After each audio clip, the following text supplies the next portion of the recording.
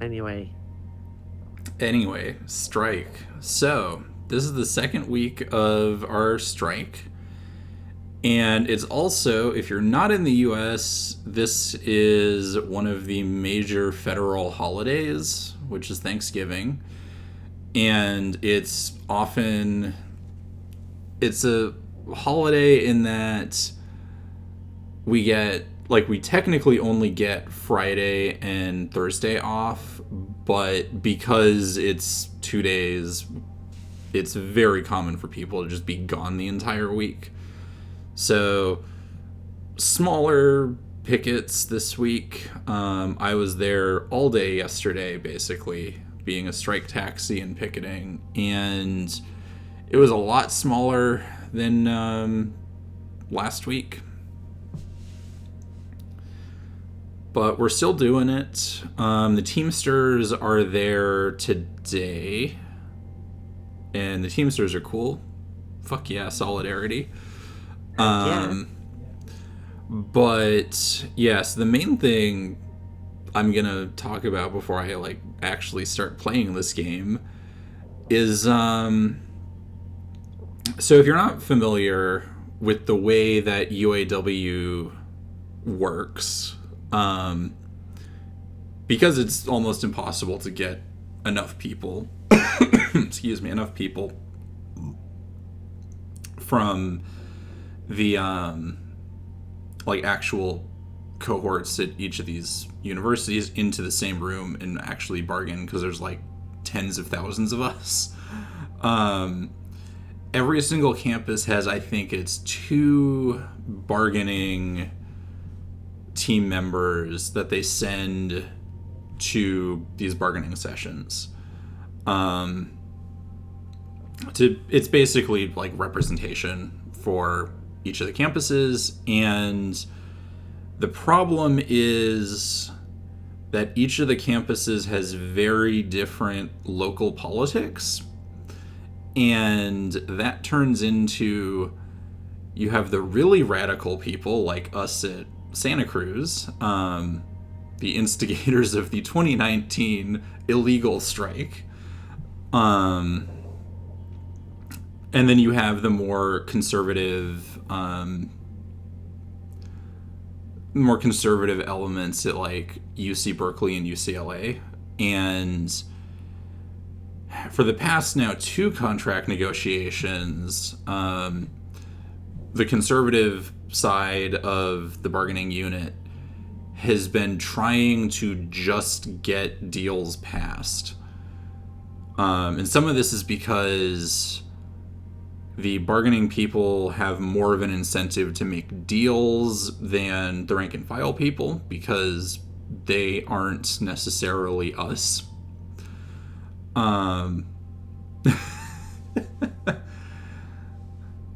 It is one of the 3 games about America. Hi, Talon. So, one of our main demands for this bargaining year has been a cost of living adjustment. If you're not familiar with what that is, it is basically asking for annual raises to be in keeping with the highest cost of living around the UC campuses. So everybody gets a raise based on the most expensive place there's a UC campus, which really just means everybody gets a raise based on Santa Cruz. Ultimately, yes, we are a bunch of queers talking about labor action. So that's been a demand of ours basically since 2019. Because Santa Cruz has the highest cost of living out of all the campuses, and it has as a result, highest number of the highest homelessness rate for any students in the UC system, and the highest food insecurity rate of any campus in the UC system, just because there is no housing around. Like, one of the things I was complaining about last night is part of the reason, other than UC Santa Cruz is a small campus, that our pickets don't get huge is because a lot of people don't actually live near campus because, and this is what the strike's about, they literally can't afford it.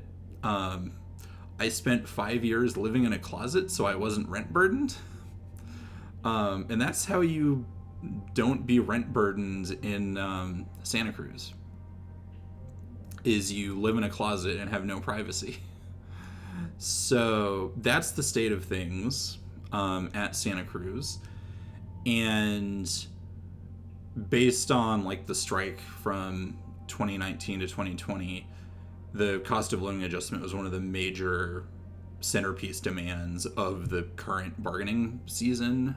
And last night, in a vote of 8-9, the bargaining team removed that language from our offer to the UC. I think that happened at about 6 p.m. at night, and the bargaining session itself was scheduled for 7 p.m. There was an hour-long caucus, and most of it was people yelling at the bargaining team about removing the language, but the very vocal and bargaining team supported minority, who they, from what I heard, actually brought in and basically astroturfed this, was a handful of people wanting to go back to work and accept the shit deal we've been shown thus far. And then they went into bargaining at 7 p.m., basically just handed the UC their new amendments, and then ended the session, and that was it. So yeah, that was exciting yesterday, of the bargaining team kind of stabbing itself and shooting itself in the foot. And yeah, it was, I'd have to go look at the numbers, but it was basically who you would expect voting each way. And a little bit of, if you don't know the campus politics, it's kind of weird. So like UC Berkeley and UCLA are the more conservative campuses. Part of that's because they're bigger. But I think Berkeley was the one that unanimously voted to get rid of the language. And then everyone else was either split or against removing it. You just like to leave the rest of the union and tell them to fuck off. Okay, so how we even got here to the current situation has to do with that, actually, Chiaki. So this is the first time, at least since I've been like actively a part of the union, that we've had open negotiations. Usually in the past, it's been the bargaining team and the UC like locked in a room, no one sees it, and the bargaining team just kind of gives us summaries of what happened. Now they're on Zoom and people can watch and talk about it and yell at the bargaining team and yell at the UC regents about what's going on. And so in 2019, which was our last excuse me, 2019 or 2018 was the last time we negotiated a contract. And basically what happened is the conservatives won a bunch of elections in UAW, and they, over the summer, basically rammed through a very bad contract that I think it was like 4% raises annually or something. And I think they might have gotten a couple other things, but it was basically no movement on salaries. And in Santa Cruz, the cost of living has only increased. It obscene rates. So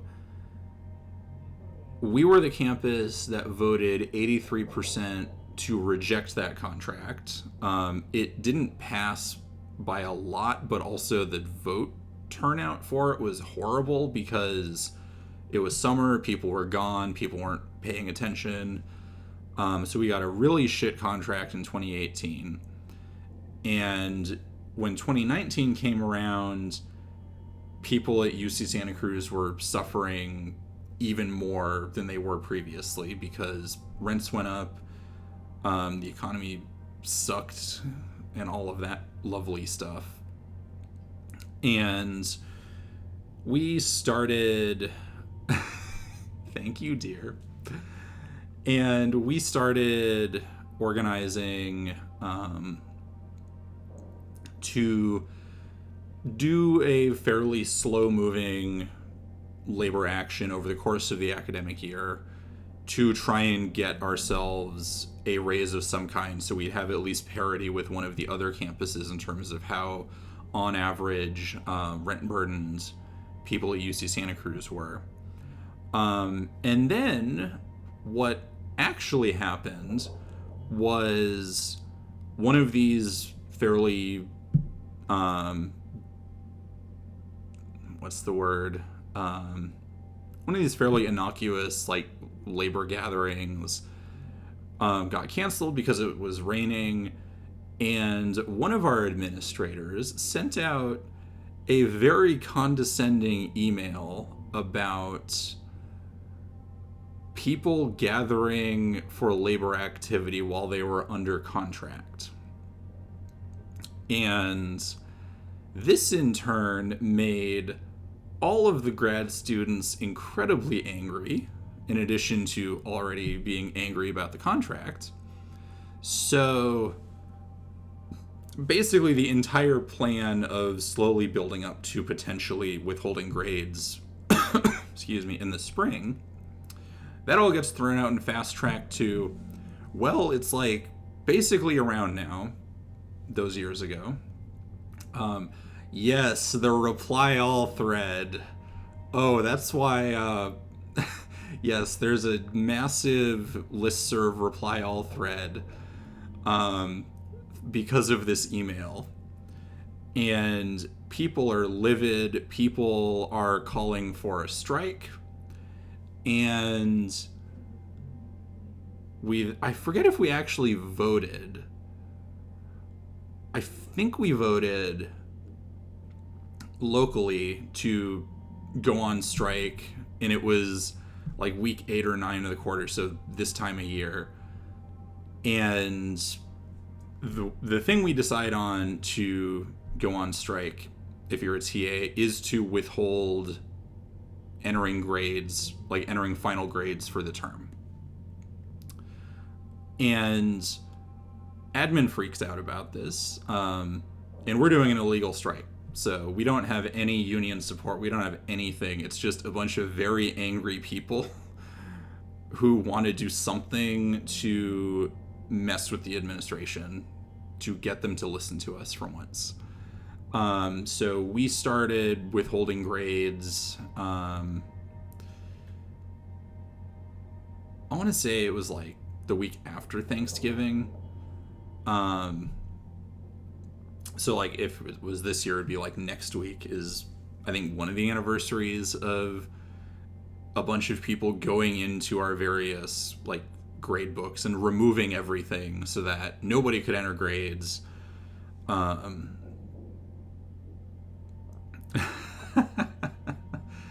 Yes.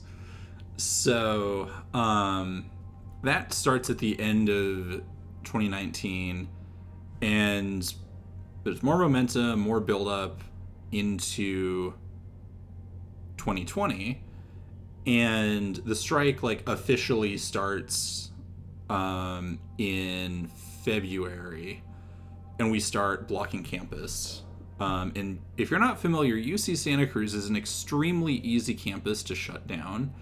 It has 2 roads in, so 2 main entrances, or 1 main entrance, 1 side entrance, and That means it's extremely easy for a fairly small group of people to blockade campus entrances and shut down everything. So I don't remember how long it took exactly for campus to start getting shut down, but I want to say it was like within a week of the strike starting. And admin completely loses their shit at this point. Because we were the only campus on strike, and because this was not under any like federal legal protection, they called their cops on us. And then they also called in for backup the Alameda County Sheriff Office to send even more cops over here. And now let me be clear. Strikes at UCSC are some of the least threatening things you will ever find. I think we had the stripper pole at that point.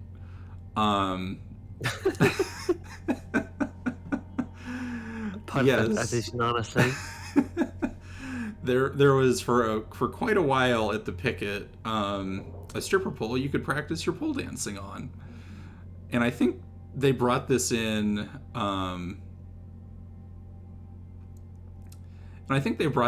Like pretty early, and the like cops in their full riot gear were trying to kettle people while we were just like sitting around playing music, having a stripper pole at the base of campus, and just yelling a lot.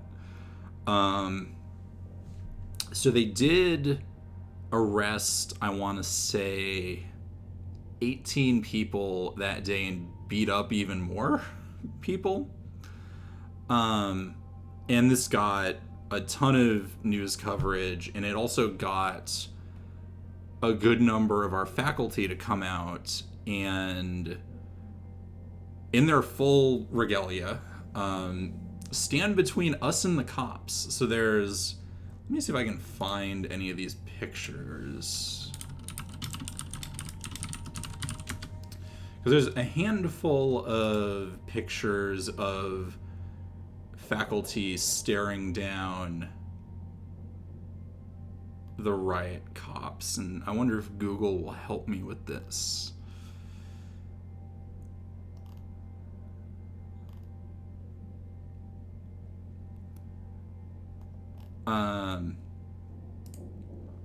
Oh yeah, here's... This was the worst Wednesday it got. Let me just pop this in OBS. Browser source.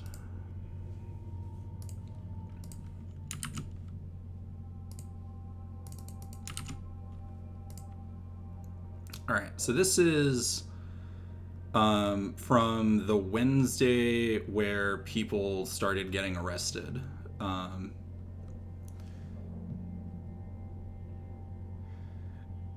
Yeah, Google won't help me with union stuff.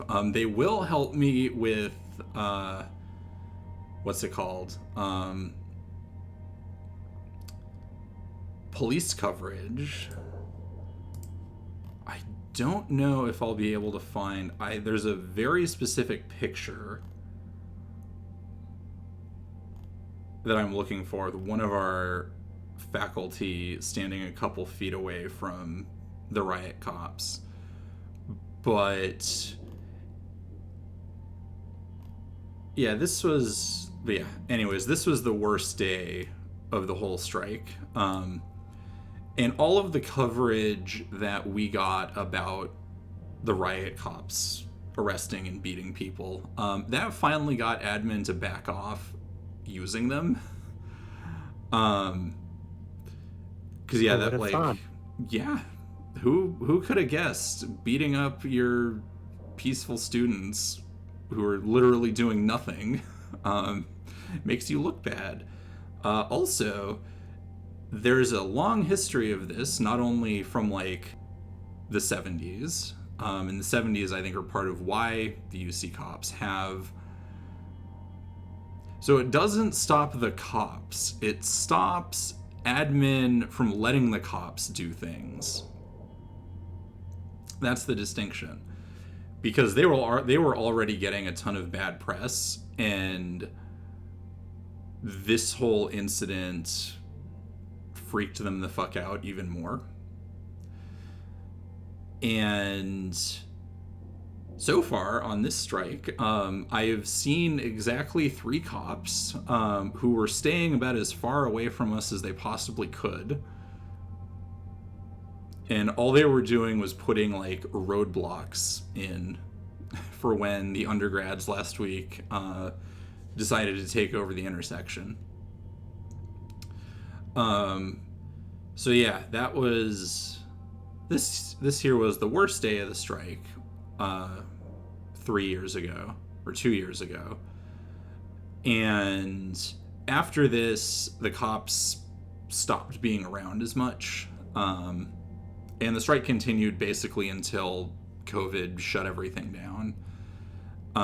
And what we got out of all this, out of the massive amount being spent on the cops and this, at this point, like 3 to 4 month long strike, was we got a 10% raise for the campus. So if you're a grad student at UC Santa Cruz, you get an extra $2,500 annually as a, what do they call it? It is a rent stipend. And I just got mine last week. So happy first week of the strike. And direct action and collective action works. And this is part of why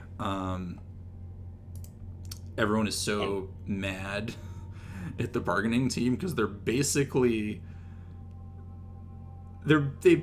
have the position right now of like collective action doesn't work, which is a very strange position to have if you're like a union bargaining team member, first of all. But also, the illegal strike that lasted for 3 to 4 months had a very noticeable impact on our financial situation. And so another thing that's been brought up in relation to all this is the Columbia strike from last year, / I think this year. Or no, it was last year because they stopped in December. So they were also, I think, a UAW union. And their strike lasted for 10 weeks. And it followed, so far, a very similar trajectory of lots of energy for it, bargaining not going great. And the thing about all of this is, as much as the bargaining team can, in fact, try and screw us over, we the rank and file, ultimately have the vote. And if we don't like it, we don't have to accept it.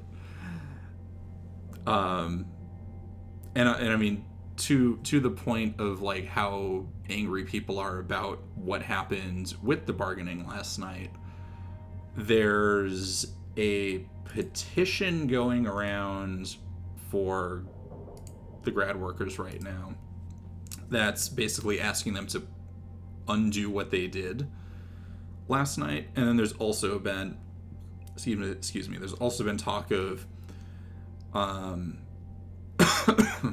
rallying for voting no on whatever offer we get, and also, even if the contract gets rammed through, doing another wildcat strike immediately because everything's already here. So that's the tenor of things now, as we have our holiday week. And wow, I talked for half an hour about that. Yep.